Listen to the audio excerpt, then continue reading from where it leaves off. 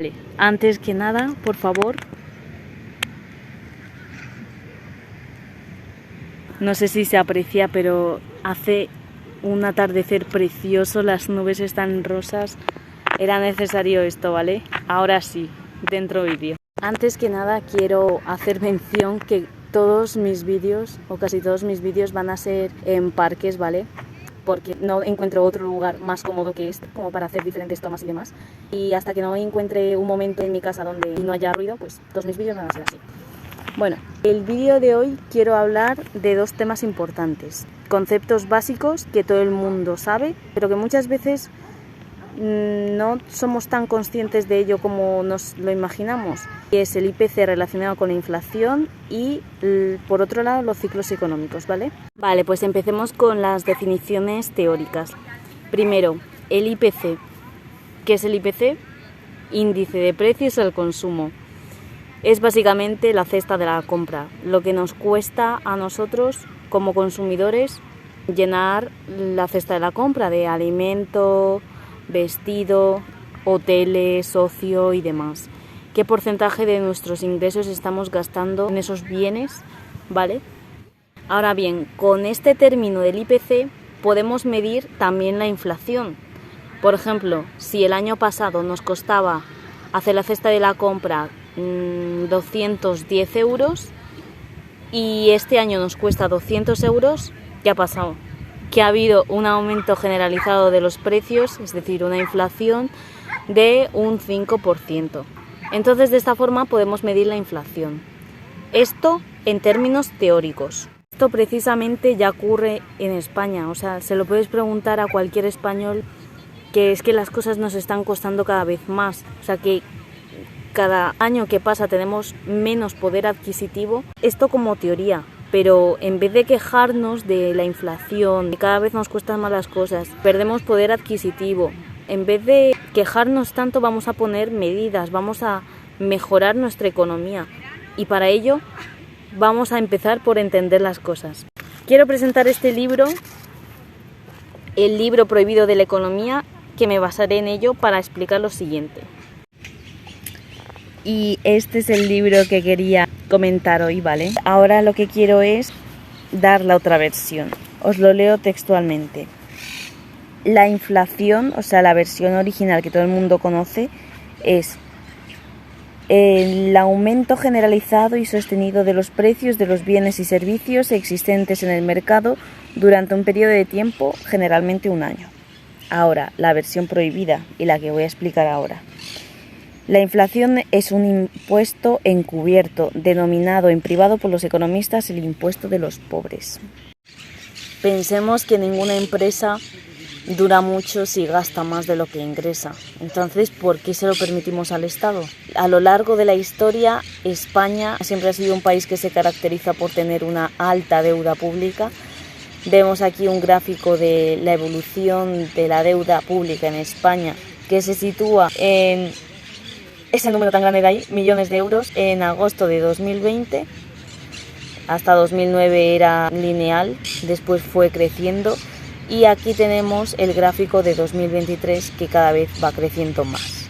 ¿Qué pasa? Que el Estado se endeuda a nuestro nombre y nosotros se lo permitimos. Si en los siguientes años esta deuda no baja, que es lo que suele ocurrir, los ciudadanos, por ser ciudadanos de ese país, vamos a tener que pagarlo y además con más impuestos. Cuando se aproximan las elecciones, muchos gobiernos lo que hacen es bajar impuestos y emitir deuda pública, que es una forma realmente muy fácil de engañar a los votantes, porque van a tener que pagarlo más adelante. O sea, es un impuesto diferido, por así decirlo. Y sí, un país puede ser perfectamente eficiente sin tener deuda pública. Los países nórdicos, ¿qué hacen para solventar los problemas económicos? Hacer préstamos entre países, que es más eficiente y no malgastan el dinero de los ciudadanos. Entonces, volviendo al ejemplo de los 1.000 euros que tenemos en el cajón, ¿vale? ¿Qué pasa? Que al cabo de 2 años tendremos el poder adquisitivo de 900 euros en vez de 1.000 euros, ¿vale? Entonces, ¿qué pasa? Que el gobierno nos ha metido un impuesto encubierto del 5% anual o 10% en 2 años, que cuando llegan las elecciones dicen que van a bajar los impuestos, pero realmente esos impuestos ya te los han cobrado, sin que tú te dieras cuenta. Entonces, por eso el autor llama y por eso los economistas llaman la inflación al impuesto de los pobres, al impuesto encubierto. Vale, pero ¿qué podemos hacer nosotros con esta información, ya como reflexión? Bueno, primero, no fiarnos de los gobiernos cuando nos dicen que van a bajar los impuestos, que aunque parezca muy bonito, pues ya sabemos que realmente nos lo cobrarán más adelante con este impuesto encubierto. Entonces ya somos más conscientes de eso. Y también tenemos que tener en cuenta que vamos a perder poder adquisitivo. Lo más inteligente es poner a funcionar ese dinero ya no solo para ganar más, que también, sino de mantenernos estables durante el tiempo, pudiendo comprar lo mismo que hace 2 años, cuidarnos de la inflación, cuidar nuestro esfuerzo. Así que seguimos con las explicaciones teóricas, por último, de los ciclos económicos. Una imagen vale más que 1000 palabras. Vemos que el ciclo económico son fluctuaciones cíclicas de la economía, donde hay una primera fase donde la economía crece muy lentamente, llamada recuperación. Luego vemos una segunda fase de crecimiento, sube el consumo, también la producción, donde al haber tanto crecimiento inevitablemente se produce más. Luego llegamos al auge, el pico más alto del ciclo y donde la economía presenta señales de agotamiento. Por último está la recesión, baja el consumo, la inversión y baja también la producción. En esta fase se produce mucho desempleo. Y por último está la depresión, que sigue el panorama en recesión sin vistas a que mejore esta situación. Y bueno, vemos que lo que sí se da son estas fases a lo largo de un tiempo determinado. O sea, los ciclos económicos siempre se repiten. Y ahora vamos a comentar la versión real, la que no se cuenta, la que nos muestra el autor. Maldición a la que está sujeta el crecimiento de los sistemas libres. Es imposible crear sin destruir. Para entender al autor, tenemos que preguntarnos más bien qué es lo que mueve a la economía libre, al libre mercado, al capitalismo, como lo queramos llamar. ¿Qué es lo que determina la oferta y la demanda? ¿Qué es lo que determina la mano invisible de Adam Smith? ¿Qué es realmente? La libertad humana. La libertad humana es lo que mueve a las masas, es por lo que ocurre en los ciclos económicos, las fluctuaciones. No estamos en un estado absolutista, bien planificado, bien orquestado, como nos dice el autor. No. En el libre mercado, la economía crece a base de saltos y baticazos.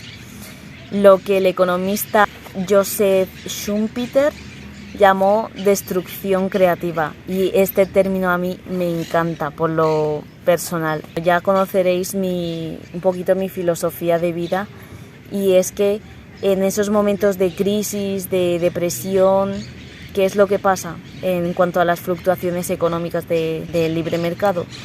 Que la mayoría de gente se viene abajo. Lo que dice el autor es básicamente que siempre hay una subida. Son en las épocas de crisis donde vemos estos miedos, hasta vemos miedos de nosotros mismos que no sabíamos que teníamos, y ahí están. Entonces, ¿qué es lo que se hace con esos miedos? Enfrentarlos. Yo siempre digo que los miedos, estoy ya poniéndonos un poco fuera de los términos económicos, ya sabéis que a mí me gusta mezclar mucho los términos económicos y psicológicos. Por ejemplo, el tema de los miedos. Todo el mundo tenemos miedo, pero precisamente estos miedos te hacen crecer si los enfrentas de la manera adecuada.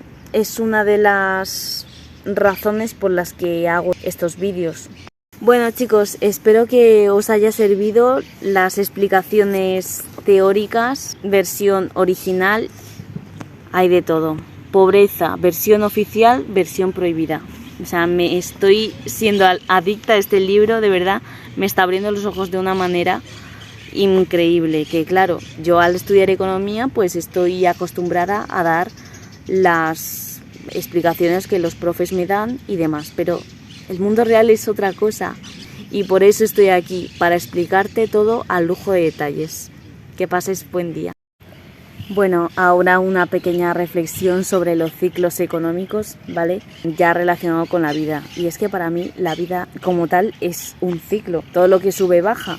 Siempre tenemos que estar en movimiento. O sea, para mí el estancamiento es destrucción. Para mí el estancamiento es enfermedad. Y si lo vemos, o sea, si lo pensamos, es así. Todo lo que está vivo se mueve. Los pájaros volando están vivos. Los seres hasta microscópicos que no los vemos están vivos. Todo el movimiento, todo lo que se mueve está vivo.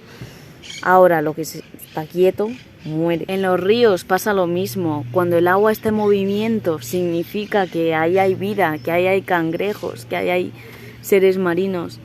En los mares lo mismo. Cuando vamos, sin embargo, por ejemplo, de excursión y vemos un agua estancada, sabemos que ahí no podemos beber. ¿Por qué? Pues si no queremos pillar una leptospirosis, será mejor que no. La cosa es esa, o sea, el agua siempre que está en movimiento, siempre que fluye, los ríos, los mares, hay vida ahí. Si el agua está estancada, trae enfermedad. Y bueno, esa es una pequeña reflexión en cuanto a los ciclos económicos de subidas, bajadas, que siempre tiene que estar todo en movimiento. Si no, no sería vida. Y nada, gracias por acompañarme en este vídeo y nos vemos en la próxima.